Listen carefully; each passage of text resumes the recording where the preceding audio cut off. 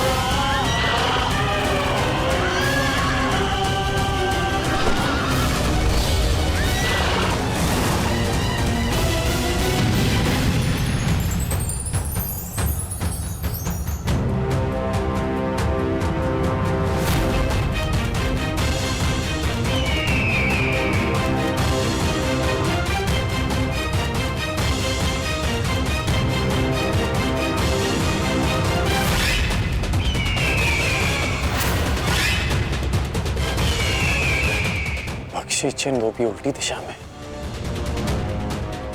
ये पांडव पीछे क्यों हट रहे हैं?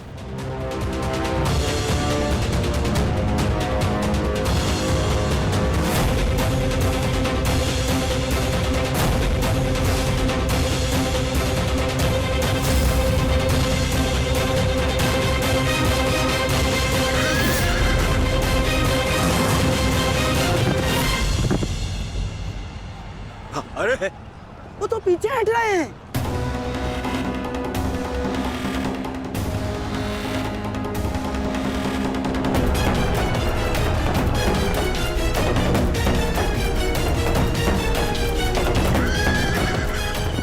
पीछा करो इनका, समाप्त कर दो सबको।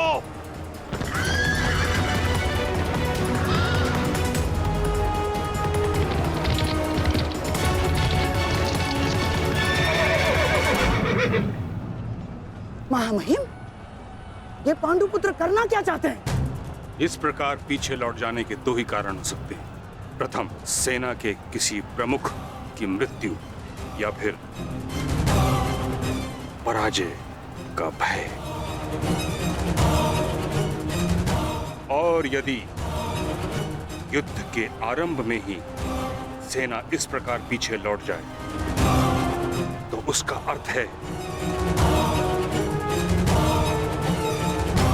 यह उनकी रणनीति है।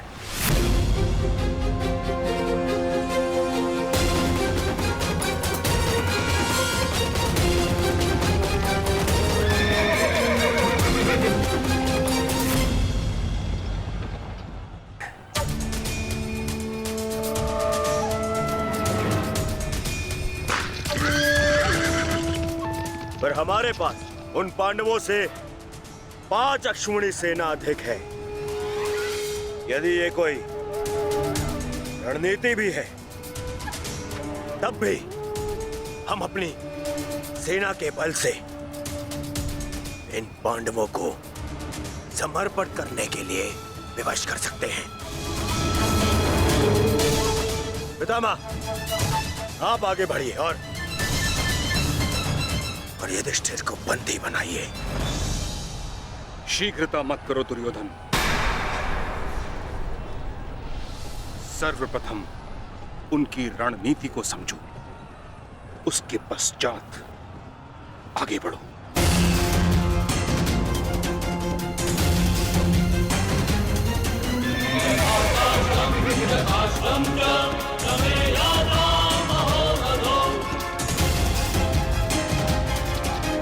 जितना सरल ये दिख रहा है, ये उतना सरल होना नहीं चाहिए। कुछ तो गड़बड़ है।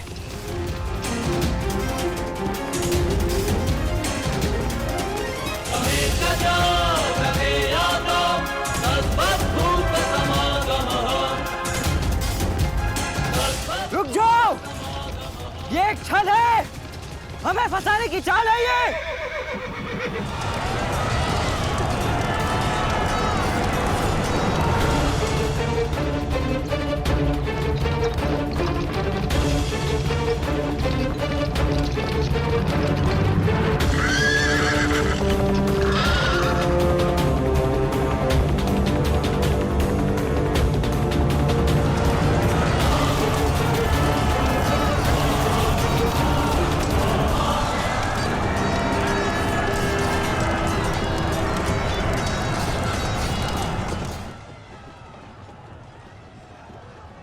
दुशासन और अश्वत्थामा अपनी सेना को लेकर कौरव सेना से अलग हो गए हैं महाराज। यह अवश्य ही पांडव सेना की कोई सोची समझी रणनीति है।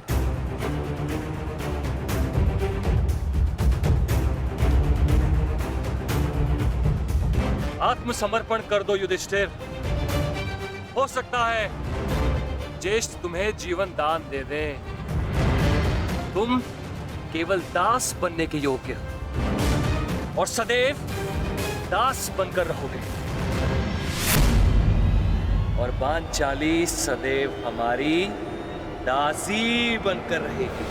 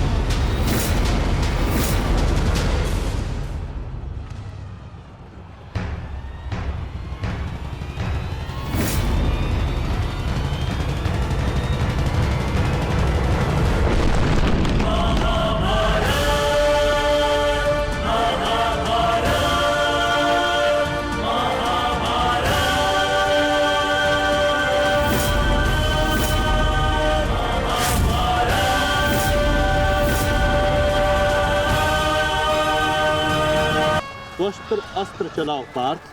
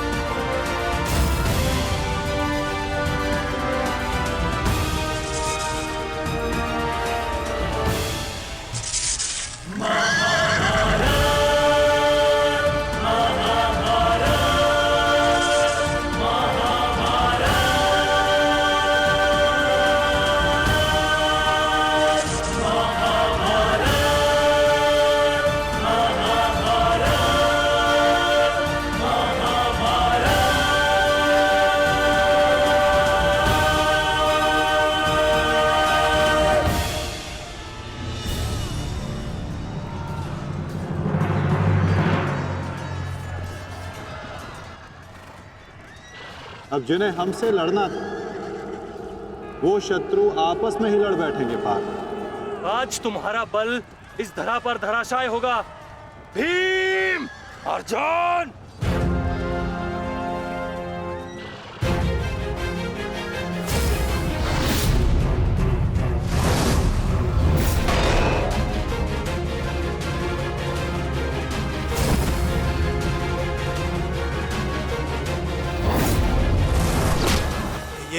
ये क्या हो रहा है? अश्वत्थामा और दुशासन आपस में क्यों लड़ रहे हैं? शांत हो जाओ दुर्योधन, अर्जुन के दिव्यास्त्र का प्रभाव है।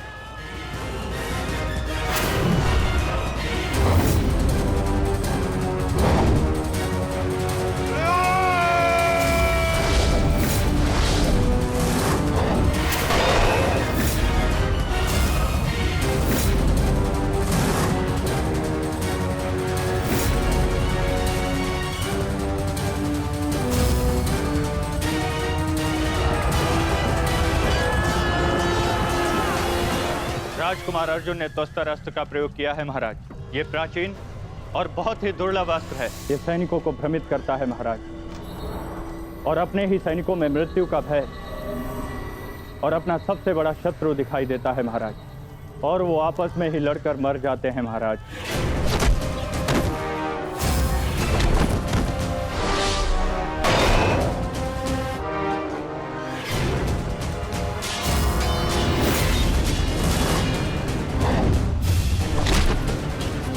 हाँ भाई, आप युवराज की सुरक्षा के लिए यही उपस्थित रहिए। मैं शीघ्र आता हूं।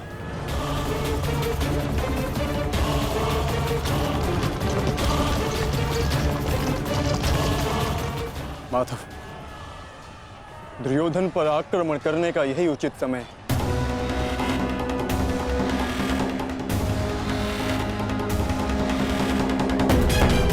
अंतिम प्रहार का समय आ गया है।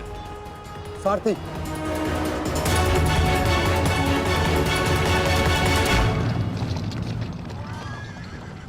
ये क्या?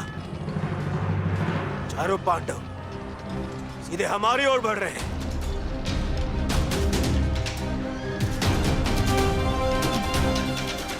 वो भी बिना किसी सुरक्षा पंक्ति के।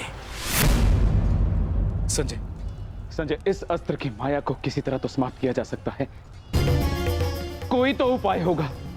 इसका उत्तर मेरे पास भी नहीं है महाराज, परंतु अवश्य ही राजकुमार अर्जुन के पास होगा, और कदाचित वो अपने पुत्र अभिमन्यु को इसकी काट बता रहे हैं महाराज। सत्य कीर्ति अस्त्र, इसे उपयोग केवल एक शक्तिशाली योद्धा ही कर सकता है। हमारे विपक्षियों में आचार्य द्रोण, पितामह और अंगराज कर्ण इसका उपयोग करना जानते हैं। कर्ण तो युद्ध में सम्मिलित नहीं, और आचार्य द्रोण और पितामह को इनकी रक्षा करने के लिए पहुंचने में समय लगेगा, इसलिए हम इसका लाभ उठा सकते हैं। परंतु तुम भूल रहे, युद्ध भूमि में एक और कुशल योद्धा है जो सत्य कीर्ति अस्त्र का प्रयोग करना जानता है।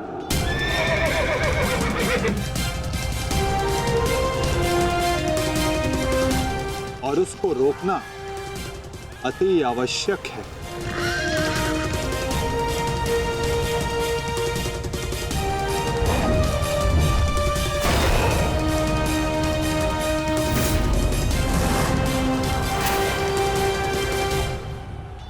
जितने भी अस्त्र हैं, ये शत्रु को भ्रमित कर देते हैं।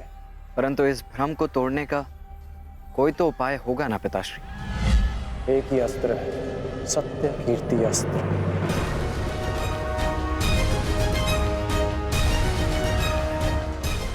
ओम सत्यार्थम, ओम कीर्त्यार्थम, ओम नमो नमो नमो सत्य कीर्ति अस्त्राय नमः।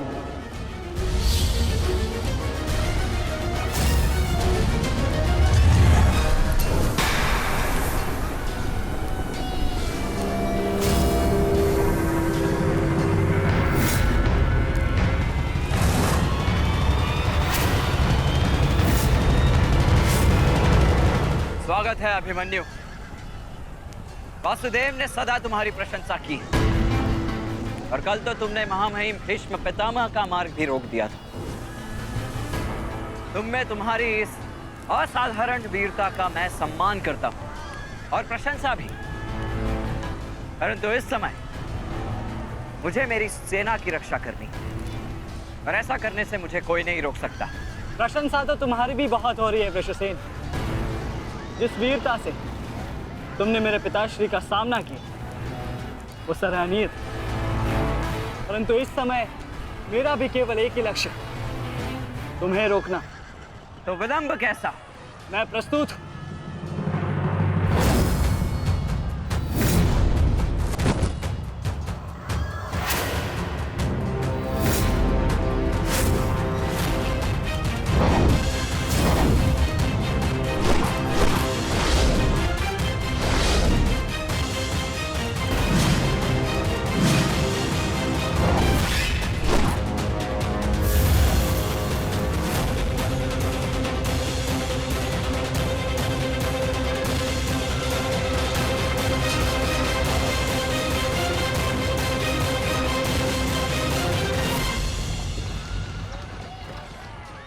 मैं गुरु द्रोण को रोकता हूँ। नहीं अर्जुन, गुरु द्रोण का सामना मैं करता हूँ, तुम आगे बढ़ो। नहीं भ्राताश्री, दुर्योधन के समर्पण की पुष्टि करने के लिए आपका वहां होना अति आवश्यक है, और जो इसमें सक्षम है वो है भ्राता भीम। पितामह को केवल भ्राता अर्जुन ही रोक सकते हैं। आप सब लोग आगे बढ़िए, हम गुरु द्रोण को रोकते हैं। सारथी, शीघ्रता करो।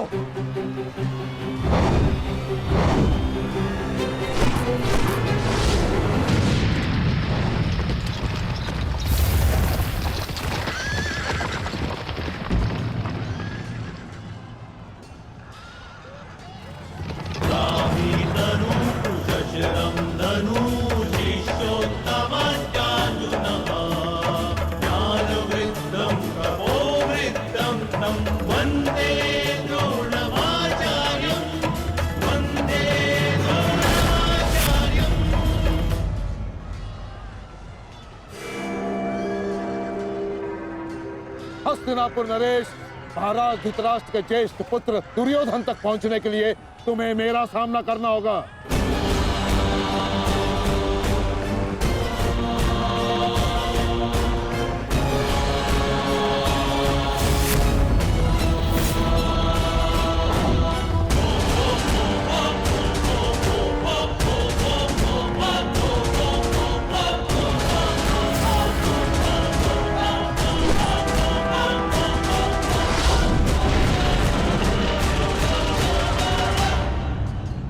अद्भुत अर्जुन, मुझे गर्व है तुम पर। माना कि भ्राता अर्जुन आपके प्रिय है, परंतु हम भी आपके शिष्य हैं गुरुदेव। अपने साथ द्वंद्व करने का अवसर हमें भी प्रदान करें। अवश्य पुत्र, परंतु स्मरण रहे एक क्षण तुम्हारे समक्ष तुम्हारे गुरु द्रोण खड़े हैं। द्वंद्व इतना सरल नहीं होगा, स्मरण रहे। हमारे गुरु ने हमें कठिन कार्यों को साधने की पूर्ण शिक्षा दी है गुरुदेव। तो सावधान नकुल।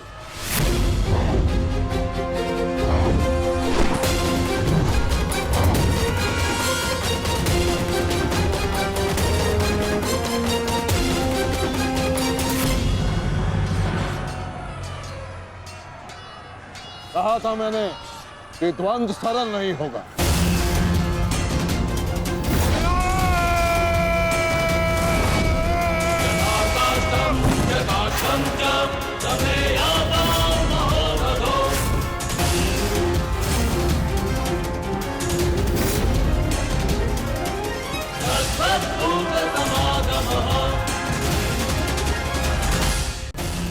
पहले मैं आपसे द्वंद्व करूंगा गुरुदेव।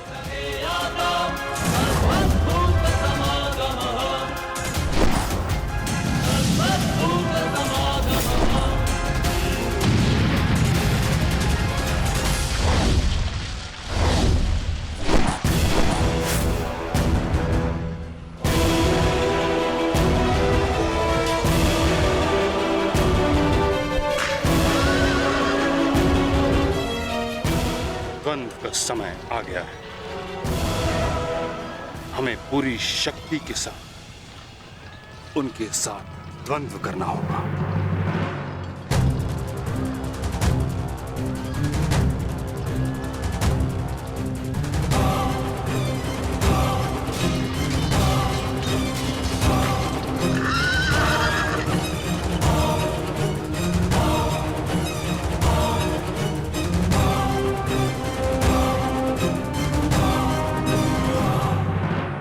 क्या हुआ पुत्र? जो कर्तव्य पूर्ण करने आए हो वह करो। मेरे साथ द्वंद्व करो। रुक क्यों गए? आक्रमण करो मुझ पर। कर्म से बड़ा कोई धर्म नहीं पुत्र। पितामह ने उचित कहा, अपने कर्तव्य का पालन करो। स्मरण है ना पार्थ, ना कोई बंधु है ना कोई बंधव, ना कोई मरता है ना कोई मारता है, ये सब आत्माएं हैं।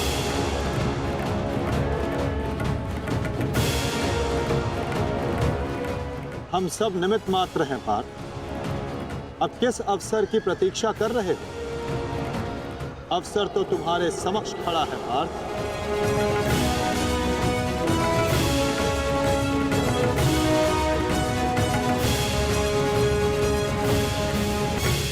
यदि तुम मुझ पर प्रहार नहीं करोगे अर्जुन, तो मैं करूंगा और तुम्हें तुम्हारे कर्तव्य से अवगत कराऊंगा।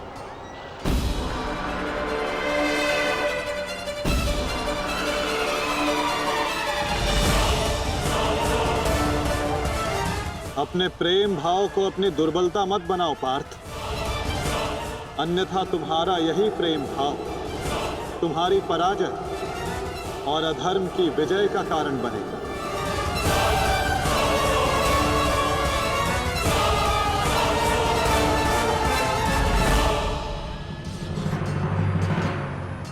शस्त्र उठाओ पार्थ। प्रहार करो अपने शत्रु पे, प्रहार करो पार्थ।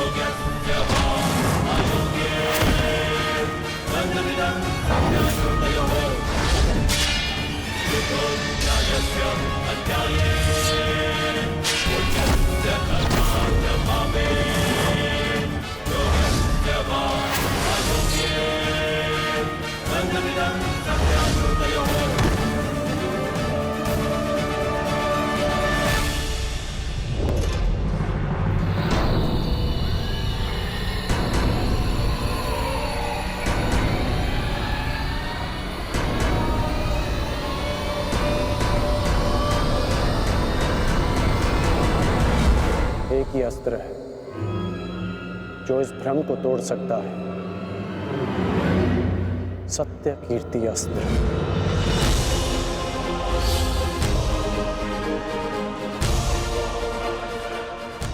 सत्य कीर्ति अस्त्र।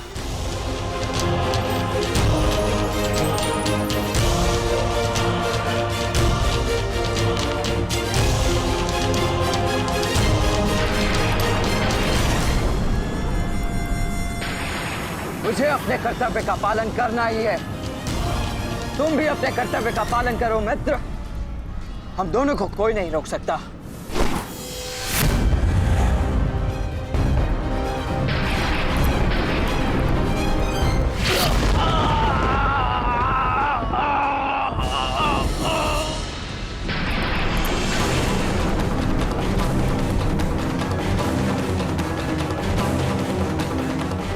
रुक जा वृषसेन, मुझे विवश मत करो।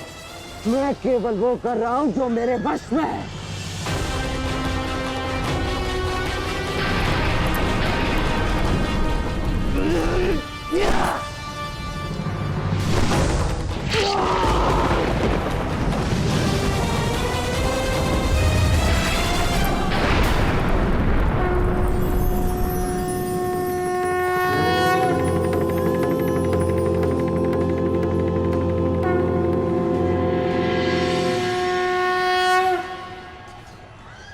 अद्भुत, मुझे तुम पर गर्व है पुत्र।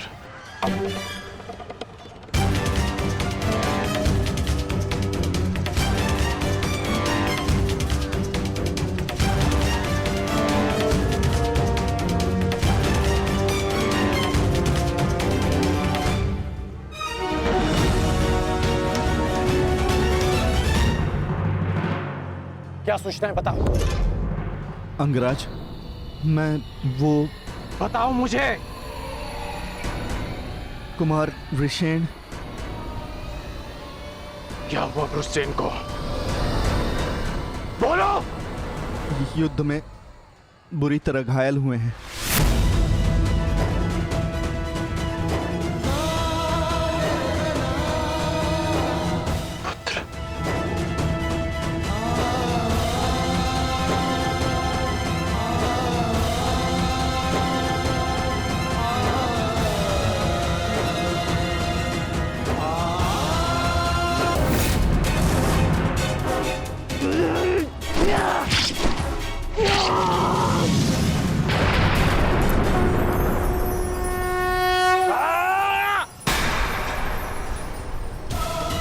ये हमें क्या हुआ था कुमार? हम एक दूसरे पे क्यों प्रहार कर रहे थे? अवश्य कोई माया थी जिसका अंत हुआ। आओ आओ, शत्रु हमारे प्रहार की प्रतीक्षा कर रहा है। चलिए कुमार।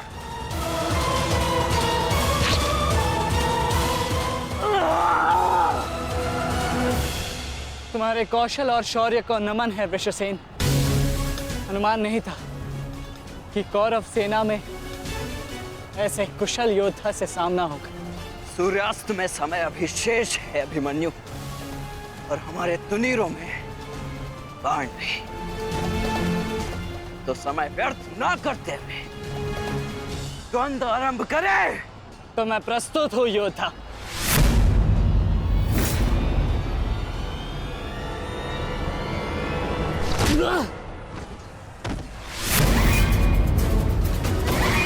तेरे पिता की माया का अंत हुआ बालक, और अब तेरा अंत होगा। या!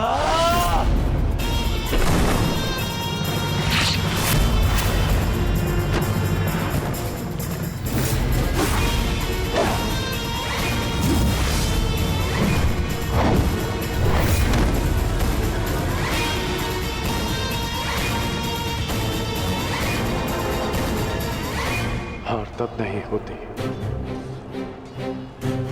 जब मनुष्य पराजित होता है। हार तब होती है जब वो हार मान जाता है। हार मत स्वीकारना पुत्र। इस कुरुक्षेत्र की भूमि को, इस महाभारत के युद्ध को तुम्हारी आवश्यकता है। अभी बहुत द्वंद्व शेष है। उठो, अपने क्रोध को, अपने साहस को, अपने विश्वास को एकत्रित करो। उठो और युद्ध करो। उठो पुत्र, उठो पुत्र, उठो पुत्र।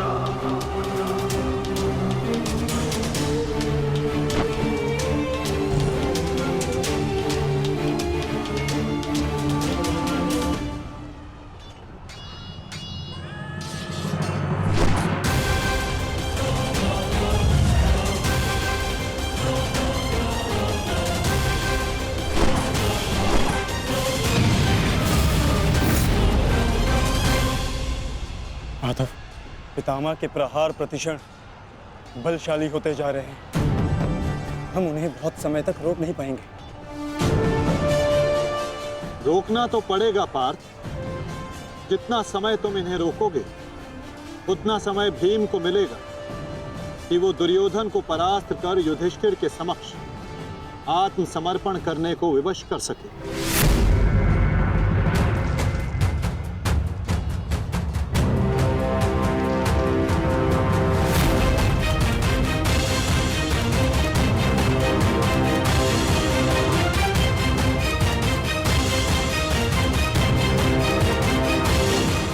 दुर्योधन, ये युद्ध भूमि है, कोई रंग भूमि नहीं कि औरों के द्वंद्व का तुम आनंद उठा सको। क्यों दुर्योधन, कायरों की भांति क्यों खड़े हो? आओ और आकर मुझसे युद्ध करो।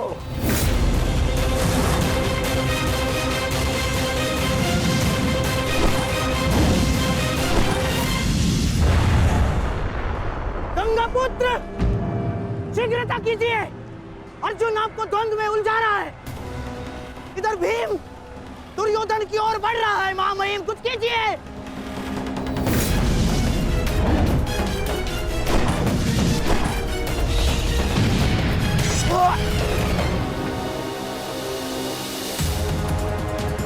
साथी,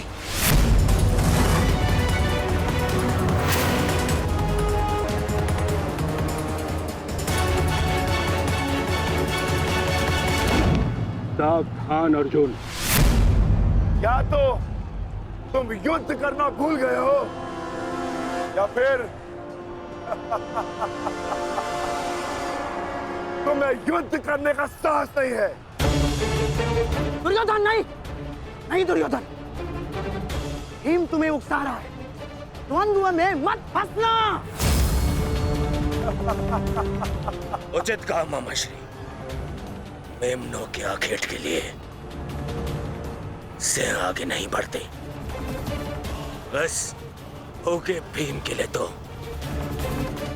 मेरी कलिंग की सेना ही पर्याप्त है। कलंक के वीरों, आक्रमण करो और इसको बंदी बना लो। जाओ।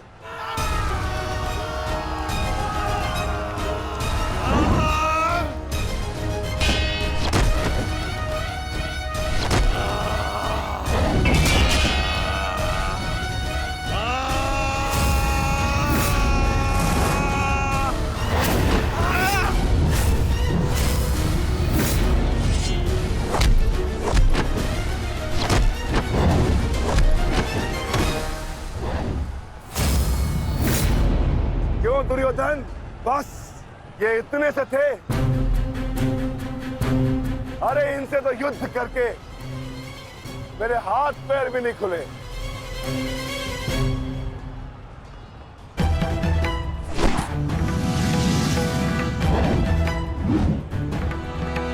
आप नियम भंग कर रहे हैं आचार्य। आप एक साथ दो पर आक्रमण नहीं कर सकते। स्मरण रहे कि युद्ध के नियम के अनुसार दो योद्धा एक योद्धा पर आक्रमण नहीं कर सकते,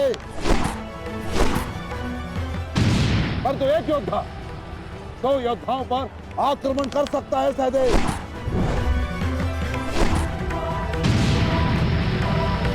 क्या करें नकुल? कुछ करना होगा। हमें गुरु द्रोण को रोककर अधिक से अधिक हमें भ्राता भीम को देना होगा। युद्ध सभा में चीख चीख कर अपने पौरुष का बखान करने वाले एक नपुंसक के भांति क्यों खड़े हो?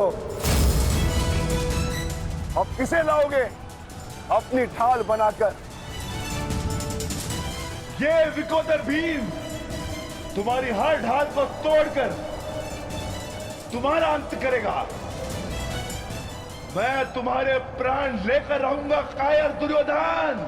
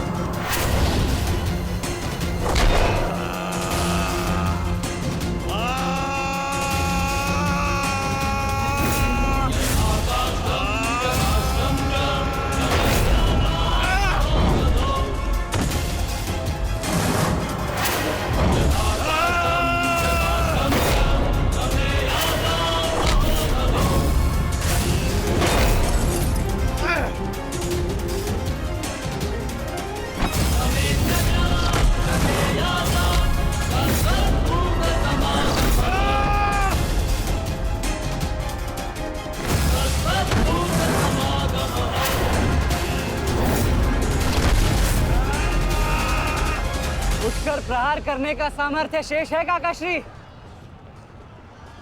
या पराजय स्वीकार करते हैं? जय और पराजय की चुनौती बराबरी के योद्धाओं को दी जाती है बालक। प्रतीत होता है कि अभी तक तुम्हें कोई समर्थ योद्धा नहीं मिला।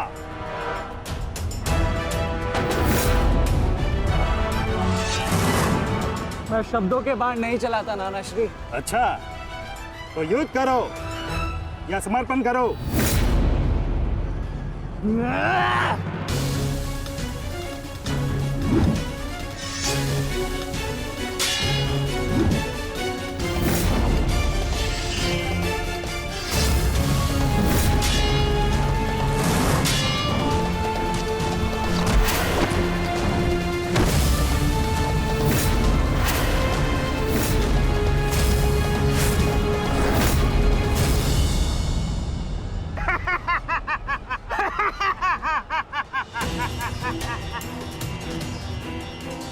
क्या हुआ, थक गए? अरे ये उस मूर्ख विराट पुत्र उत्तर की संगति का प्रभाव है। ये उसे भी यही लग रहा था कि मेरे समक्ष वो कुछ कर दिखाएगा, और मूर्ख मृत्यु को प्राप्त हो गया। मृत्यु को चींटी की भांति इन्हीं हाथों से मसल दिया मैंने उसे। पीछे हट जाओ अभिमन्यु, अन्यथा उत्तर से कहीं पीड़ादायक मृत्यु मिलेगी, मृत्यु। तो ये समझिए कि आज उत्तर का प्रतिशोध पूर्ण होगा।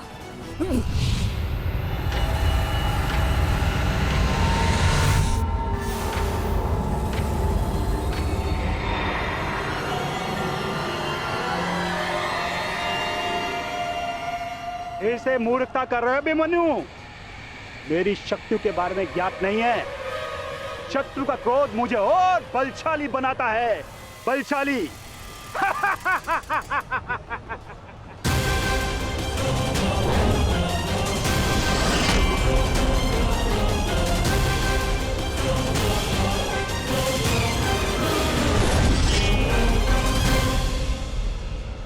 इतना ललकारने के पश्चात भी तुम रथ पर छिप कर बैठे हो दुर्योधन। मैं भी कैसा मूर्ख हूं, एक नपुंसक के वध की प्रतिज्ञा कर बैठा। आज तुमने यह सिद्ध कर दिया कि तुम एक क्षत्रिय नहीं बल्कि एक